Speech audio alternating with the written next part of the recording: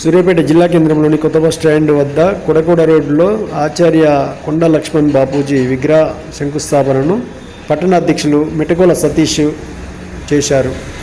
ఈ సందర్భంగా ఆయన మాట్లాడుతూ కొండ లక్ష్మణ్ బాపూజీ ఆశయ సాధన కోసం ప్రతి ఒక్కరు కృషి చేయాలన్నారు. ఆయన విగ్రహ ప్రతిష్టకు ప్రతి ఒక్కరూ సహకరించి తమ వంతు బాధ్యతను నెరవేర్చుకోవాలని సూచించారు.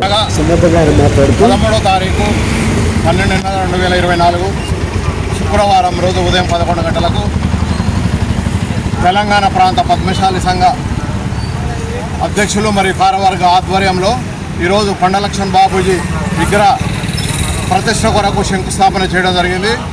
కొండ లక్ష్మణ్ బాపూజీ పద్మశాలీల ఆశాజ్యోతి, పద్మశాలీల ఆనిముత్యము, తెలంగాణ పోరాట యోధుడు, స్వాతంత్ర సమర యోధుడు కొండ లక్ష్మణ్ బాపూజీ గారు పద్మశాలి జాతికి నేతన్నలకు ఎనలేని కృషి చేసి వారి నిత్యము బడుగు బలహీన వర్గాల కొరకై పాటుపడినారు. అదేవిధంగా వారు చేనేత నేతన్నల కొరకు ప్రత్యేకమైన చేనేత సహకార సంఘాన్ని ఏర్పాటు చేయడానికి ప్రత్యేకమైన కృషి చేసినారు. అదేవిధంగా స్వాతంత్ర పోరాటంలో కీలక పాత్ర వహించినారు. స్వాతంత్ర పోరాటంలో అతి కీలకమైన ఘట్టము క్విట్ ఇండియా ఉద్యమంలో పాల్గొని జైలు కూడా వెళ్ళడం జరిగింది. అదేవిధంగా రజాకారులకు వ్యతిరేకంగా పోరాటం జరిగింది, బాధడం కూడా జరిగింది. బలహీన వర్గాల కొరకు, పద్మశాలి జాతి కొరకు కృషి చేసినారు. అదేవిధంగా తెలంగాణ ఉద్యమంలో తొలి దశ ఉద్యమంలో పాల్గొన్నారు. ఆయన తెలంగాణ కొరకు మంత్రి పదవిని తృణప్రాయంగా వదిలేసి త్యాగం చేసిన మహనీయుడు కొండ లక్ష్మణ్ బాపూజీ. అదేవిధంగా తెలంగాణ ఉద్యమంలో